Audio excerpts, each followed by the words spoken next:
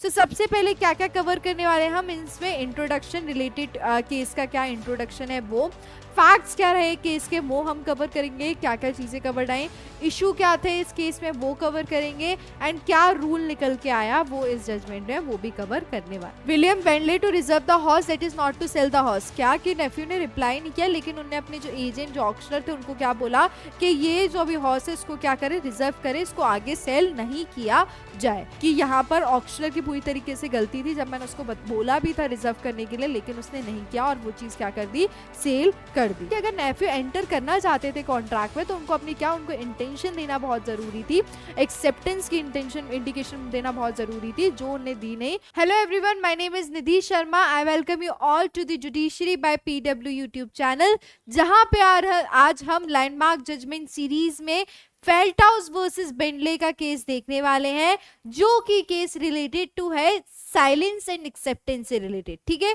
Contract act में हमें पता होगा कि हम एक चीज पढ़ते हैं साइलेंस, कि mere silence does not lead to acceptance, उसी से रिलेटेड आज का ये जजमेंट हम देखने वाले हैं। जो भी उसमें फैक्ट्स हुए, जो प्रोविजन है, क्या कंक्लूजन रहा, क्या जजमेंट रहा, वो आज के हम इस केस में कवर करने वाले हैं। ठीक है, सो केस का नेम क्या है, फेल्टहाउस वर्सेस बेंटले। सबसे पहले अगर अभी तक आप मुझसे टेलीग्राम पे जुड़े नहीं है तो आप ये रही मेरी लिंक और वो वहां जाके क्या आप मुझसे कनेक्ट कर सकते हैं, इंटरेक्ट कर सकते हैं। ठीक है, सो केस नेम क्या था, फेल्टहाउस वर्सेस बेंटले, ये केस नेम था और यही इसकी साइटेशन है, court of common please 1862 140 ER 1037 1862 EWH CCPJ 35। ठीक है, सो सबसे पहले क्या क्या कवर करने वाले हैं हम इसमें इंट्रोडक्शन रिलेटेड केस का क्या इंट्रोडक्शन है, वो फैक्ट्स क्या रहे केस के वो हम कवर करेंगे, क्या क्या चीजें कवर आए, इशू क्या थे इस केस में वो कवर करेंगे, एंड क्या रूल निकल के आया वो इस जजमेंट में वो भी कवर करने वाले हैं। उसी के साथ साथ क्या एनालिसिस रहा कोर्ट का और क्या कंक्लूजन आया वो भी हम इसमें कवर करने वाले हैं। सो सबसे पहले हम देखेंगे क्या इंट्रोडक्शन है इसका। सो फेल्टहाउस वर्सेस बेंटले जो केस है वो एक लैंडमार्क केस है। किससे रिलेटेड लैंडमार्क केस है, कॉन्ट्रैक्ट लॉ में, which states that one cannot impose an obligation on another to reject one's offer और silence cannot amount to acceptance। क्या कि ये बता रहा है कि कोई एक इंसान दूसरे इंसान के ऊपर प्रेशर नहीं क्रिएट कर सकता है कि वो जो अपना ऑफर है वो क्या करे, वो रिजेक्ट करे एक ऑफर, वो चीज कहीं से कहीं तक एप्लीकेबल नहीं है। जो कि कॉन्ट्रैक्ट लॉ में बोला जाता है कि साइलेंस, अगर आप साइलेंट हो तो साइलेंस कभी भी एक्सेप्टेंस में कंसिडर नहीं की जाती है। ठीक है, this case was later reconsidered because the fact shows that the acceptance was communicated by the conduct. क्या हुआ था, ये जो केस है बाद में क्या किया गया, रिकंसिडर किया गया, क्योंकि यहाँ पे जो फैक्ट्स है ये बता रहे थे कि जो एक्सेप्टेंस है वो सिर्फ किस बेसिस पे हुई थी, वो कम्युनिकेट हुई थी सिर्फ कंडक्ट के बेसिस पे, साइलेंस कंडक्ट के बेसिस पे कम्युनिकेशन हुई थी, तो इसलिए ये केस क्या बाद में रिकंसिडर किया गया। फैक्ट्स क्या थे, Paul Felthouse was a builder who lived in London, वो लंदन में रहते थे। He wanted to buy a horse from his nephew called John Feldhaus। उनको क्या, उनको हॉर्स खरीदना था अपने जो नेफ्यू है जॉन फेल्टहाउस से। Uncle offered to buy a horse from nephew by stating in his written statement that if I hear no more about him I consider the horse mine at €30। क्या बोला उनने, uncle ने horse Neiphiu को order करते हुए कि ये मैं क्या, कि मैं ये हॉर्स खरीदना चाह रहा हूँ, रिटन स्टेटमेंट में लिखा, और उन्होंने बोला अगर मैंने उसके बारे में कोई भी आगे कुछ चीजें नहीं सुनी तो मतलब मैं कंसिडर करूंगा कि वो जो हॉर्स है वो मेरा हो गया कितने में, €30 में। The nephew John did not reply to him and was busy at his farm in Tamworth. However, he asked his auctioneer William Bentley to reserve the horse that is not to sell the horse. क्या कि नेफ्यू ने reply नहीं किया, लेकिन उन्होंने अपने जो agent जो ऑक्शनर थे उनको क्या बोला कि ये जो अभी हॉर्स है इसको क्या करे, रिजर्व करे, इसको आगे सेल नहीं किया जाए। But by mistake the horse was sold by auctioneer and fetched more money than the uncle offered. क्या हुआ, गलती से जो हॉर्स था वो क्या हो गया, और सेल हो गया, और ज्यादा मनी मतलब जो अंकल देने वाले थे उससे ज्यादा क्या, उससे ज्यादा मनी में वो चला गया। Auctioneer soon realised his mistake and hence wrote to the uncle apologising for the error committed, auctioneer को उसकी मिस्टेक रियलाइज हुई और उसने उन अंकल को क्या किया, वो अपनी जो मिस्टेक है वो बताते हुए बोला, अपोलाइज मतलब गलती माने कि ये मुझसे क्या हो गई, गलती हो गई, मिस्टेक हो गई. He also stated in his writing that instructions are given me to reserve the horse, और उसी के साथ उन्होंने ये भी बताया राइटिंग में कि उनको इंस्ट्रक्शन दी गई थी कि वो हॉर्स को क्या उन्हें रिजर्व करना है. Later nephew also wrote to his uncle stating that he was annoyed by the negligence shown by the auctioneer, so he already told him that the horse was sold. क्या कि नेफ्यू ने भी बाद में अंकल को लिखा कि यहाँ पर ऑक्शनर की पूरी तरीके से गलती थी, जब मैंने उसको बोला भी था रिजर्व करने के लिए, लेकिन उसने नहीं किया और वो चीज क्या कर दी, सेल कर दी. He also stated that he will try to recover the horse from the buyer. Auctioneer was sued for the tort of conversion, that is to use someone else's property inconsistently with their rights. But to show that the horse belonged to Mr. Paul Feldhaus, he had to prove that it was a valid contract. क्या उन्हें ये भी बोला कि वो बाद में मतलब वो जो बायर से वो जो हॉर्स है रिकवर भी करना चाहेंगे, और उसी के साथ साथ उन्हें ऑक्शनर के ऊपर क्या टॉर्ट ऑफ कन्वर्जन लगा दिया, जहां पे उन्हें क्या किया, कन्वर्जन मतलब कि किसी दूसरे की प्रॉपर्टी अपनी बताकर यूज कर ली. लेकिन ये चीज उनको प्रूफ करने के लिए मिस्टर पॉल को कि जो हॉर्स बिलोंग है उनका, वो चीज क्या, वो चीज उनको ये प्रूफ करनी पड़ेगी वो वैलिड कॉन्ट्रैक्ट से हुई थी.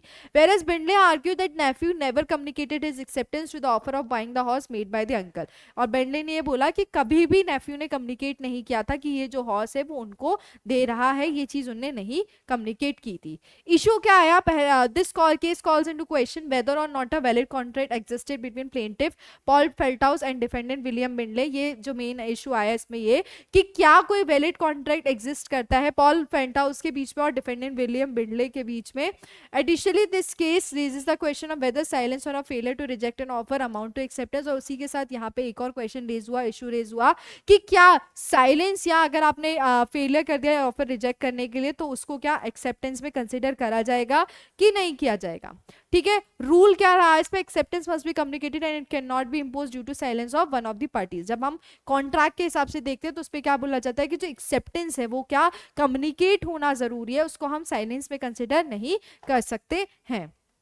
एनालिसिस क्या रहा, it was rule that one can not impose an obligation on another to reject one's offer by the court. It is clear therefore that the nephew in his own mind intended his uncle to have the horse at the price which the uncle had named €30, but he had not communicated such his intention to his uncle or done anything to bind himself. क्या हुआ कि यहाँ पर आप किसी के ऊपर obligation नहीं कर सकते हो, ये बोला गया कि आप ऑफर रिजेक्ट करने के लिए. वहां पर ये क्लियर है कि उसने अपने माइंड में कर लिया था कि उसको हॉर्स देना है, लेकिन वो चीज कभी अंकल तक कम्युनिकेट की ही नहीं गई. ठीक है, nothing therefore had been done to vest the property in the horse in the plaintiff down to the 25th of February when the horse was sold by the defendant. It appears to me that independently of the subsequent letters there had been no bargain to pass the property in the horse to the plaintiff and therefore that he had no right to complain of the sale. क्या क्यों कोई भी property उनके पास communicate ही नहीं हुआ, उसको चीज bargain का चीज ही नहीं पता चला, तो यहाँ पे क्या, यहाँ पे कोई सेल की कंप्लेन कहीं से कहीं तक नहीं आना चाहिए, ऐसा कोर्ट ने बोला. The court observed that nothing had been done at the time of the auction to imply that the property had changed hands to the uncle and the nephew had given no acceptance. और court ने ये भी बताया कि जब auction के time पे कहीं से कहीं तक ये नहीं पता चल रहा था कि नेफ्यू ने अपनी एक्सेप्टेंस दे दिया या नेफ्यू ने वो जो हॉर्स है वो ऑलरेडी अंकल को दे दिया है, ये कहीं से कहीं तक जस्टिफाई नहीं हो रहा था. Therefore, with no acceptance or implied acceptance through actions, the property remained that of the nephew at the time of the auction and the uncle has no case against the auctioneer for selling goods that were not owned by the nephew. क्या कि automatically क्या होता है कि जब कोई acceptance नहीं थी, इंप्लाइड एक्सेप्टेंस नहीं थी, एक्सेप्टेंस नहीं थी ऑक्शन के टाइम पे, तो वो प्रॉपर्टी पूरी तरीके से कौन ओन कर रहा था, नेफ्यू ओन कर रहा था. तो इस बेसिस पे अंकल ऑक्शन के अगेंस्ट कोई भी केस नहीं लगा सकते क्योंकि वो प्रॉपर्टी पूरी तरीके से नेफ्यू की थी उस टाइम पे. If the nephew wanted to enter into the contract he must have given clear indication of his acceptance which he had failed to. और उन्होंने ये बोला कि अगर नेफ्यू एंटर करना चाहते थे कॉन्ट्रैक्ट में तो उनको अपनी क्या, उनको इंटेंशन देना बहुत जरूरी थी, एक्सेप्टेंस की इंटेंशन इंडिकेशन देना बहुत जरूरी थी, जो उन्होंने दी नहीं और वो उन्होंने यहाँ पे फेल किया. इसलिए हम यहाँ पे एंटर कॉन्ट्रैक्ट वाली चीज वैलिडिटी कंसिडर नहीं करेंगे. The general rule is that acceptor is not effective until it is communicated to the offer. हमने पढ़ा है कॉन्ट्रैक्ट में कि जब तक आपकी एक्सेप्टेंस है वो ऑफर तक कम्युनिकेट नहीं होगी उसको हम वैलिड कंसिडर नहीं करेंगे। Such a statement is however too broad and the true rule of law is discoverable by reflection upon what is wrong with saying that silence can not amount to acceptance. It was argued that it is inconsistent with the view of a contract as a voluntarily assumed obligation to allow one party to force a contract upon a party that the party does not want at the time of contracting। ठीक है, और इसी के साथ उन्होंने ये भी बताया कि अगर आप किसी को फोर्स करो कि ऑफर रिजेक्ट करो वो भी जस्टिफाइड नहीं है। अगर एक्सेप्टेंस कम्युनिकेट नहीं हुई है तो फिर आप क्या फिर वैलिड कॉन्ट्रैक्ट वाली चीज नहीं बोल सकते हो। If a lecturer and author was able to say to his contract class that he will assume that all his audience wants to buy a copy of his book unless that say not in the 5 seconds, it is perhaps obvious that she should not be able to rely upon those 5। मतलब यहाँ पे नई example दिया है कि अगर वो book की बात कर रहा है कि 5 सेकंड्स में अगर वो चीज नहीं हो तो यहाँ पे साइलेंस एक्सेप्टेंस कंसिडर नहीं कर ली जाएगी। ठीक है, the rule that is that silence can not constitute should extend only as far the policy that justify that is the law should not allow an offer to force a contract और an unwilling offering. So qualify the proper rule becomes silence will not constitute acceptance when to do so hard will involve forcing a contract on an unwilling party। यही बताया जा रहा है कि कभी भी किसी भी कंडीशन में अगर साइलेंस है एक्सेप्टेंस से रिलेटेड तो उसको हम वैलिड कंसिडर नहीं करेंगे। साइलेंस कम्युनिकेट साइलेंस होना एक्सेप्टेंस कंसिडर नहीं की जाएगी। जब तक वो एक्सेप्टेंस कम्युनिकेट नहीं हो रही है तब तक उस एक्सेप्टेंस को हम वैलिड कंसिडर नहीं करेंगे। On the part of the defendant, it was submitted that the letter of 27th of February 1860 was not admissible in evidence। The learned judge, however, overruled the objection। It was then submitted that the property in the horse was not vested in the plaintiff at the time of the sale by the defendant। क्या कि वो जो horse cell हुआ था उस time पे क्या उनके पास नहीं था, प्लेंटिफ के पास, वो पूरी तरीके से किसके पास था, डिफेंडेंट के पास था। ये चीज उन्होंने बताई। A verdict was found for the plaintiff damages, leave being reserved to the defendant to move to enter a non-suit if the court should be of the opinion that the objection was well founded। Downswell in McCalmus term last accordingly obtained a rule on the grounds that sufficient title or possession of the horse to maintain the action was not vested। और वही चीज उन्होंने बताई कि जब आप title की बात कर रहे हो कि आपने केस फाइल किया है, वैलिड कॉन्ट्रैक्ट हो गया, तो ये सारी चीजें यहाँ पे दिख नहीं रही हैं कि आपके पोजीशन में था कि नहीं, वो पूरी तरीके से क्या डिफेंडेंट के पोजीशन में था, इसलिए आप ये चीज आगे नहीं कर सकते हो। ठीक है, और इसी के साथ उन्होंने बताया कि कन्फर टाइटल आप नहीं कर सकते जब आपके पास आप उस चीज के लिए इंटाइटल नहीं थे। The court decided that this was just another offer that the seller could accept or reject and was not an acceptance as acceptance require positive conduct. उन्होंने ये भी बताया कि एक नॉर्मल ऑफर है जिसमें क्या जो पर्सन है, जो सेलर है, वो क्या एक्सेप्ट कर सकता है, रिजेक्ट कर सकता है, और यहाँ पे क्या कोई एक्सेप्टेंस को पॉजिटिव कंडक्ट दिखा ही नहीं, तो ये हम कंसिडर नहीं करेंगे। Whilst they deliver the lead judgment, he stated, I am of the opinion that the rule to enter a non-suit should be made absolute। The horse in question had belonged to the plaintiff's nephew, John Peltos। In December 1860, a conversion took place between the plaintiff and his nephew relative to the purchase of the horse by the former। The uncle seems to have thought that he had on that occasion bought the house for $30। The nephew said that he had sold it for 30 units, but there was clearly no complete bargain at that time। On the 1st of January 1861, the nephew writes, I saw my father on Saturday। He told me that you considered you had bought the house for, if so you are laboring। मतलब ये उन्होंने ये बताया कि वहाँ पे कोई bargaining वाली चीज उनकी तरफ से नहीं दिखी थी, और जब ऑक्शन हो रहा था तब वो पोजीशन में नहीं था, तो अगर उन्हें सोच लिया हो कि $30 में वो कंसिडर करें तो ऐसा चीज नहीं होगी। ठीक है, to this uncle replies on the following day, your price I admit was 30 units। I offered $30, never offered more, and you said the horse was mine। However, as there may be a mistake about him, I will split the difference। If I hear no more about him, I consider the horse mine at $30। ये उन्होंने लिखा था। It was observed by the court that there was no complete bargain, and it is also clear that uncle had no right to impose upon the nephew a sale of his house for $30, and unless he choose to comply with the condition of writing to replicate the offer। और इसी के साथ court ने ये observe किया कि यहाँ पे पूरी कंडीशन देख के हम ये कंसिडर नहीं करेंगे कि कोई ऑब्लिगेशन है उनके ऊपर, ये चीज हम कंसिडर नहीं करेंगे। द नेफ्यू मतलब नेफ्यू के ऊपर कोई कंडीशन नहीं है कि वो पूरी तरीके से क्या फोर्स कर रहा हो, ऐसा कुछ भी नहीं, क्योंकि यहाँ पे बार्गेन नहीं हुआ है, तो हम ये वैलिड कंसिडर नहीं करेंगे। The nephew might no doubt have bound his uncle to the bargain by writing to him. The uncle might also have retracted his offer. It stood an open offer and so things remain until the 25th of February when the nephew was about to sell his framing stock by auction। The horse in question being cataloged with the rest of the stock, the auctioneer, the defendant, was told that it was already sold।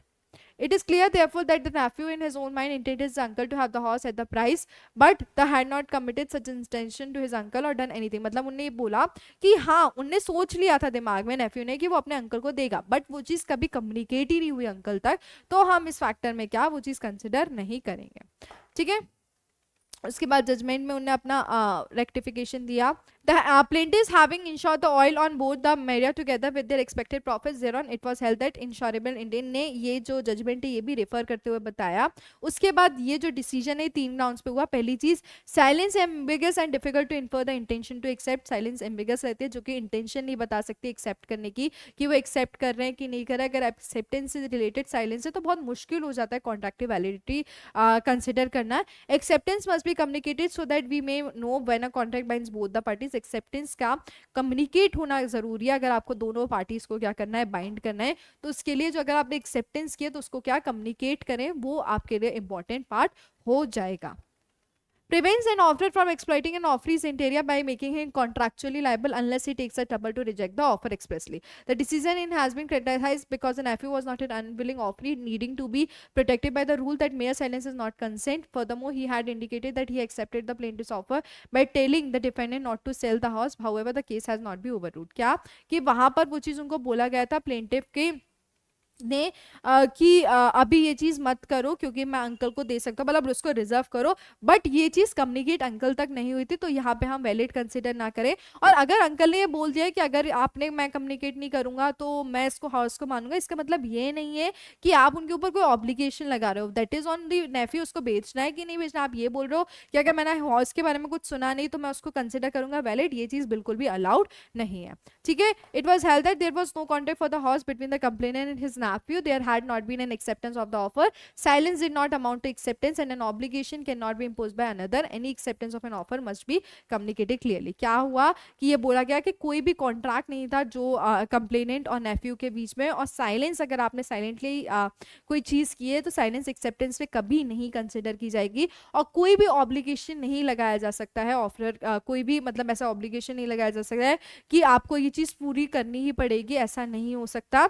और जब तक acceptance offer की communicate नहीं होती है तब तक हम उसको कंप्लीट नहीं मान सकते हैं। ठीक है, तो इस जो जजमेंट जो है ये बेसिकली किससे रिलेटेड था, कम्युनिकेशन ऑफ एक्सेप्टेंस और साइलेंस वाले फैक्टर से रिलेटेड था। ये हमने फेल्टहाउस वर्सेस बिंडले में कवर किया है, और इसी में कि क्या कम्युनिकेशन एक्सेप्टेंस क्या एक साइलेंस एक्सेप्टेंस हो सकती है वो भी हमने देखा है इसी जजमेंट में। ठीक है, so this is all about Felthouse versus Bindley. मिलते हैं नेक्स्ट सेशन में, बाय बाय।